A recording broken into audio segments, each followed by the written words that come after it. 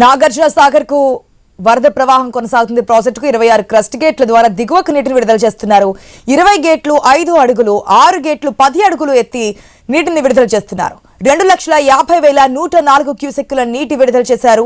ఇక project inflow 2,80,886 క్యూసెక్కులు ఉంటే out flow 2,97,486 క్యూసెక్కులుగా ఉంది.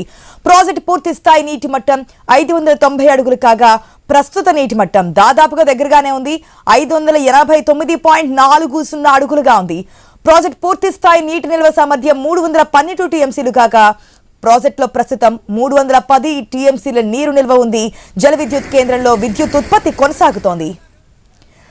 మనం చూస్తున్నాం, ఏదైతే వర్షాలు పడుతున్నాయి దానికి తోడు పైనుంచి వస్తున్నటువంటి వరద కారణంగా అన్ని డ్యాంలు దాదాపుగా ప్రాజెక్టుల్లో నిండుకోవడం కనిపిస్తున్నటువంటి సిచ్యువేషన్ కనిపిస్తోంది.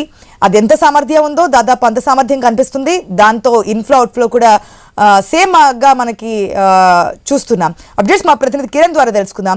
కిరణ్, నాగార్జున సాగర్ కూడా నాగసాగర్ ప్రాజెక్టు కూడా వరద ప్రవాహం కొనసాగుతున్నట్టు తెలుస్తోంది.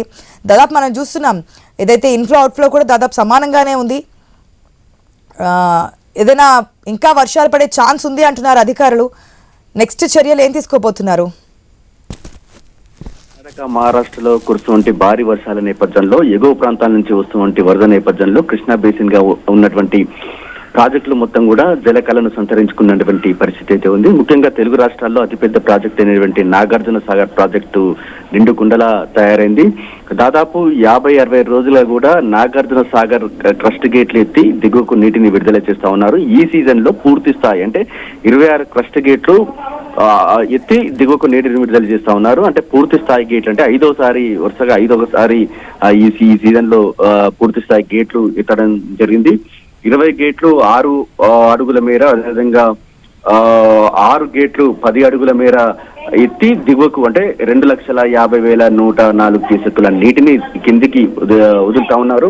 మరోవైపు వరద ఉధృతి ఇంకా పెరిగితే గనక 26 క్రస్ట్ గేట్లకు సంబంధించి అడుగులు పెంచేటువంటి అవకాశాలు అయితే ఉన్నాయని చెప్పొచ్చు. ఎందుకంటే ఇప్పటికే 5 అడుగులు ఎత్తి దిగువకు విడుదల చేస్తున్న నేపథ్యంలో 10 అడుగులకు మేర ఎత్తి కూడా దిగువకు నీటిని విడుదల చేసే అవకాశాలు అయితే ఉన్నాయని చెప్పొచ్చు. మరోవైపు వరద ఉధృతి తగ్గితే మాత్రం క్రస్ట్ గేట్లను ఒక్కొక్కటిగా క్లోజ్ చేసేటువంటి అవకాశాలు అయితే ఉన్నాయని చెప్పొచ్చు. మరోవైపు ఈ రోజు సండే కావడంతో 26 క్రస్ట్ గేట్లు తెరిచారు కాబట్టి నాగార్జున సాగర్ అందాలు చూసేందుకు కూడా ఇటు పర్యాటకులు భారీ ఎత్తున వస్తున్నటువంటి నేపథ్యంలో ఇటు పోలీసులు, డ్యామ్ సంబంధించిన అధికారులు అయితే అలర్ట్ అయ్యారు. ఎందుకంటే అక్కడ ఘాట్ రోడ్లు ఉంటాయి కాబట్టి ఇక్కడ జెన్కో కార్యాలయం నుంచి ఇటు సాగర్ గేట్ల వద్ద వరకు కూడా ట్రాఫిక్ ఆంక్షలు అయితే విధించారు. ఎక్కడ కూడా అక్కడికి డ్యామ్ వద్దకు వాహనాలు చేరుకోకుండా కూడా ఇటు పోలీసులు అయితే జాగ్రత్త పడతా ఉన్నారు. మరోవైపు డ్యామ్ సంబంధించినటువంటి అక్కడ భద్రతా సిబ్బంది కూడా డ్యామ్ పైకి ఎవరు టూరిస్ట్ వెళ్లకుండా కూడా అక్కడ కట్టుదిట్టమైనటువంటి చర్యలు అయితే చేపట్టినటువంటి పరిస్థితి అయితే ఉంది. మొత్తానికైతే ఈ సీజన్ లో 5వసారి